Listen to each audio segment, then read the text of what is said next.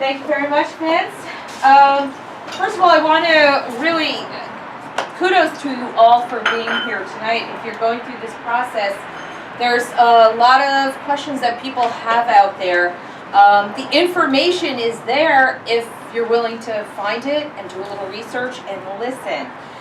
I wish that I didn't have to be here for this seminar over and over and over again, telling people information that we have made readily available for a long time.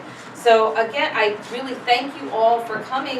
You're showing that you're smart and savvy, and you are not going to get ripped off by anybody if you follow these basic instructions. I have in no way, shape, or form am here to solicit business from you. I am a workers' comp lawyer. I do Social Security disability. I don't do real estate. I don't handle complaints made by Sandy victims against anybody, the REM program or contractors. But I have been through this process. We lost our house in Ocean Beach when Sandy struck, and unfortunately the house was demolished. It needed to be rebuilt. We ended up knocking it down and building a new house. Vince was our builder. He did a fantastic job. It was totally turnkey, and we were so pleased with the outcome. It really came out great. So we had a great experience. So I was so saddened to hear that everybody else, lots of people were having difficult experiences. They were getting ripped off. Contractors were taking big deposits, demanding big deposits, and saying, well, I'm not going to start work until you give me half of what I'm telling you this is going to cost. Started hearing troubling stories about contracts being, written in pencil and napkins. I kid you not. Where people were told, okay, well, according to this guy, it says $120,000. Oh, okay. And he wants $60,000 up front. I mean, terrible stories. Terrible stories. I'll read you just a couple of them. These were taken off of a website. I'm not going to name names or embarrass anybody. Certainly not meant to do that.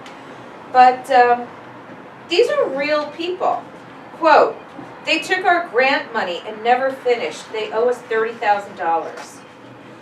Another quote, we moved out of our house last March. Our house went up in the air in August, and I haven't seen our contractor since.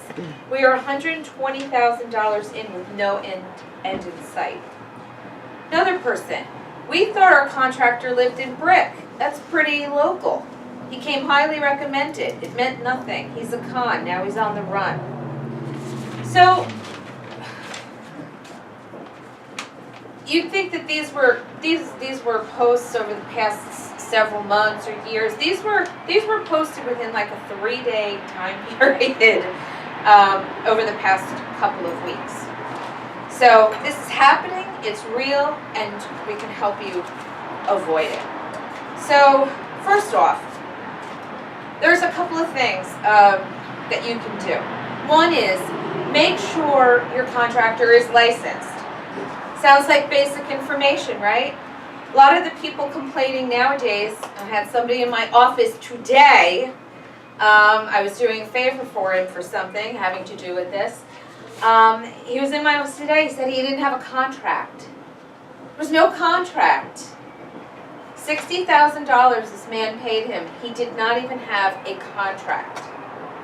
Do you find that astonishing? This guy was a retired police sergeant from a major city in New Jersey. A smart man. But he thought that he was okay. And now he's in trouble. Also, make sure if you're building a new house, you make sure that your builder has a new home builder's license. Those are two different types of licenses. Remember, you're not going to hire the guy who did the trim work in your kitchen to build your house. You're not going to get the guy who built your deck and did an awesome job to demolish and rebuild your house, right? You want to compare apples to apples, oranges to oranges when you are finding, researching, and vetting the person that's going to work on your house. Lots of ways to do that. You can find out what did you build in the past. Let's make sure we're just even on the same page. Do you really know how to do this? Have you lifted houses before? Have you started houses from scratch where it's just a vacant piece of property where that might be your situation? Ask them, where are those properties? Where are those homes? Where can I go to see the work that you have done for other people? It could be new home construction, it could be a total rehabilitation, it could be in your town, another town. Get in the car, find out where these properties are. Ask for a referral list. By the time somebody is doing this caliber, this level of work, and has this level of expertise that's needed to do this project, you need to get in your car, drive around, and call those references. I would almost, at this point, after all the things we've seen on the various websites and the news, I don't blame you if y'all aren't trusting and you think everyone's going to rip you off. There are a lot of people that seem to have had that intention from the beginning. So call those references. Ask them. Okay, and by the way, are you the contractor's mother? Neighbor? Did he actually do work for you? I'm counting on you to tell me the truth. And if he's only giving you 2 or 3, that's not good enough. Not good enough. If he's only giving you 4 or 5, that's probably not good enough either. You want a long list. You want a page of real people with phone numbers. You're not going to call them 40 times, right? I mean, you're not going to bother these people. But you need to be able to call these people and ask, tell me what your experience was like dealing with him. And go through it. Did he say that it was going to take 6 months? And if he did he stick to that time schedule? Did he go over budget? Did he come in under budget, under time? Did he have problems with permitting? How did the township treat him? Did he leave a clean work site? Was there debris everywhere? You can, go on and on. Did he abandon the job site? Were there any discrepancies? Did you feel like you got hustled for money at the end? You can think of a million questions that I probably haven't even touched on, but you just have to make those phone calls to protect yourself. And there's nothing wrong or embarrassing about doing it. You'll be happy to give that recommendation, right? When your project is done and it worked out great, hopefully, you'll be able to pick up that phone and happily give someone a recommendation. How many times do you do that?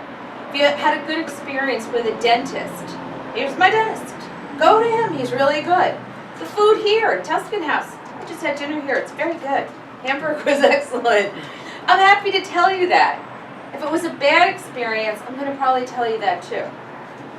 Okay. Make sure your contractor has a physical location, a real office, not a van that he or she works out of. You want to, and by the way, home office is okay too. Somebody works, has a real home office. You just want to make sure that you are not delivering mail to a P.O. box, that you can go there if this person drops out of sight. I read you an example a couple of minutes ago about somebody who literally can't find his or her contractor. The guy in my office today said, I don't know where he is. I have no idea. You never went to his office. It is not his fault, and it's not your fault. But if I'm telling you this information is here, you have no reason not to protect yourself. You've heard it. Now you've heard it, and now you have to protect yourself. Go to their office. Make sure when you get to that office, you see a desk and computers and files and maybe equipment and maybe an assistant. Make sure the lights are on. Make sure that there's, the mail's not piling up. That there are people who go to that office on a regular basis to review plans, to look to put together contracts and to accept mail. And why is that important? Because later on, if you run into a problem, and you won't, if you follow these easy steps, if you run into a problem, you have an address to go to. You have an address to find this person, and you can serve this person with correspondence, legal papers, in the event that things go awry. Okay? With a P.O. box, how are you going to serve that person? How is lawyer service going to get to that person's location? How are you going to prove service when it's a P.O. box and that's all you have and you are going to feel like a putz? So don't do that. Go to the location, make sure it's a real office, it is an operating location, and that, look, I'm not in my office all the time, but my assistant is. My assistant's there. There's activity there. The lights are on. You know, if you stop by a real business during business hours, somebody should be there. Doors should be, you know, they should be welcoming, in fact. Okay. Discussing permits. Find out what, if any, what the additional costs are. Is it built into the contract? Because all of these costs, demolition permits, cost money. It's not your contractor's fault. The township requires this. Foundation, lifts, build. Those are all different, right? These are different permitting processes that require different inspections and fees. So if one contractor is giving you an estimate, let's say for $100,000, and another is giving you one for $112,000, maybe the discrepancy is in the permitting. So ask, is this included with the price? Because you have to pay for that. That's your responsibility, and somewhere in that contract it's going to say that. So once again, we're comparing apples to apples, right? How many of you are already, I don't want to go into the whole contracting thing, if you already have, sir, do you already have a contract in place? Yeah, but he skipped town. He skipped town. And he did have an address, and he was vetted. He was And he vetted. became highly recommended, and he had a physical address. Everything that we did everything. Wow. And he still skipped town. But I'm the 34th victim. But you what? I'm the 34th victim. Oh my God, that's terrible. But Okay. but you're close to the wine, which is good. So that's Yeah. I'll tell you what, I would love to actually talk to you privately afterwards, just to see where the crack was in the beginning. Just, you know, if you're interested, maybe we could try to help somebody else. Well, Because yeah. I was going to mention, there are some, and now we can actually speak of them because they've been indicted or they're, you know, Yeah. on He's the indicted. ground, what have you. But Shore House Lifters, Price Home Group, Yes. J&N Construction. That's Yes. mine. J&N Okay. Construction, J&N. okay. These guys were legitimate guys. Right. I mean, before. When he started, They were real guys. There are some. And then they went bad. Yeah. So, And there is that category of yeah, builder it's unfortunate. who probably took too much work in, and spent the money doing other people's projects. With that particular company, are they one of the people that were demanding big upfront deposits? They were a third, and a third. Yeah, they're a third, and a third, which is Okay. fine when, When they're if they're going to do it right, Yeah. that's fine. So Yeah. you do a third, you see where they are, you go to the second third. And then you see there, and then you hold your 10%, and you're good. And actually, contractors like, a good contractor doesn't want to chase his money down. And you don't want him to have to either. So that's another thing. If you work with a good contractor, I work with contractors all the time, I don't have any issues. I had an issue with this guy. Yeah, that's unfortunate. It is what it is. you know, I mean, one of the things that when Kathy's talking about, we're talking about basics that you follow so you can try and avoid this. The reality of it is you can't avoid every risk. You know, that's just right. life. You're absolutely It is right. what it is. And there were a handful of companies, J&O I guess was one of them, where it was like a domino effect. He It had was a a solid house of track record. cards. He had a solid track record when I hired him. Okay, He came highly recommended by people I respected. okay. And then I hear a phone call, how's he doing with your project? Well, he lifted it, but I haven't seen him. So I had a meeting with him in November. Of this year, Of this of year. 2016. I had a meeting with him, Oh, and I had lunch with him. He said, okay, he'll compile study by the end of the week. I said, you do that, you'll have your next draw, and then we'll move on. So this way you'll have the money to continue my house. Got your financial problems, it doesn't affect my house, because I will finance my own project. He took the money and left. And that was the last I heard of him. Well, I heard of him December 29th, was the last correspondence. And he's been on the run, and nobody can find him. whoa. I think he's either in Texas, Louisiana, or North Carolina. Well, he's probably setting up shops. Probably in down Louisiana to get those people now. Oh, gosh. Okay. I know I'm starting to take up a lot of time here, but let me just kind of speed through the remainder of what I was going to say. Discussing reasonable down payments, that's important. You want to, you want to give a deposit, obviously, to get the job started. You want to give more money to your contractor as jobs are completed. At the end of any job, any rebuilding job, there's probably going to be, Vince, how many? 8, 9 payment, in terms of a payment schedule? Our payment schedule is, depending on the complexity of the job, is anywhere between 5 and 9 payments. But we design our payment schedule, we only accept a 5% deposit.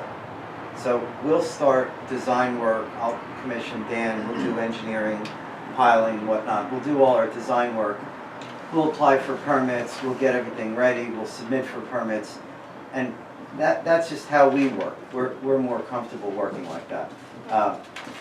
The other thing that I talk about a lot, I write about this in the blog, and Kathy touches on a little bit, is not paying for work until it is in place. Now, that seems like a basic thing, but it more often than not, it doesn't really happen like that. If you're being billed for a foundation, then you should be able to go to your home and see the foundation. If you're being billed for a frame, if you're being billed for something, remember, this isn't rocket science, this is shelter, this is construction. So it's not something that anybody can't understand. You should be able to understand it, you should be able to see it, and you should be able to ask questions of your builder or contractor. They're simple questions, like, listen, you sent me an invoice for pilings, and I noticed the pilings are lying on the ground, and they're not installed, and there's no girder. Or you sent me a foundation invoice, and I noticed that, that there's concrete block on the site, but it's not in place, and I'm not really comfortable paying. So there are certain things like that. We try and break it up a little bit more because renovation work is a little more complex. It's not as simple as a new home. So we're between 5 and 8 payments generally. That's what Right. we do. Okay. I'm going to move on to just communication with your contractor to avoid heartache later. Email should be fine. Texting should be okay. What's reasonable to expect a return phone call? 24 to 48 hours, unless it's an emergency. You should all have, between the contractor and, the contact person in your household, probably should really just be one person to avoid miscommunication, right? If there's a husband who's more adept at dealing with this kind of stuff, let him do the contact. Maybe the wife is, better at it. Maybe it's a sister, brother, but there really should just be one contact, and that avoids miscommunication. Just as a note on the point of contact, and this is kind of an important point, there are 2 major aspects to any project of this magnitude. One of them is the construction itself, and the other one is the accounting and the financial aspect. It is common, we ask people to have a point of contact with us, just like we have points of contact. There's nothing wrong with either the husband or the wife being the construction point of contact and the other person being the point of contact for accounting, billing, and payments. There's nothing wrong with that at all. Some people have different affinities. Very often, it's the wife that's more organized and is keeping track of the payments, or vice versa, and the husband is the one that's actually following the construction. So that is correct. You do want to have definitive points of contact, but if one person is really not inclined to do both, then you can split it up a little bit. Right. And I think I'll just kind of close on this and let Vince take over from here. Is don't piecemeal your work. If you are hiring a general contractor to do basically your whole house, from the roof down to the foundation, let that person do all of it. Don't hire your brother-in-law to do the kitchen. Don't hire your neighbor who's a great guy to do the roof. Why? Maybe possibly they could save you a little money, but how are you going to guarantee that work? You deal with one person, one company, you're going to have that warranty as an umbrella on the whole project, so that there are no misunderstandings or no legal issues later on. Why is this window leaking? Well, is it the window, or is it coming from the gutter that your neighbor did, or the roof that your brother did? So I think that's a good rule to follow. You can do the finished work later. You can bring in all of your people later, but if you want that warranty, especially on a new home, you want that warranty to stand, I would avoid doing that and let the GC pretty much do everything, right? Let the builder you're working with do the whole project. Okay, I think that's really it. I think, I usually give a little bit more, but tonight I think Vince really needs to get started and have some pizza. There's a lot there. Thank you, Kathy. That You're was great. welcome.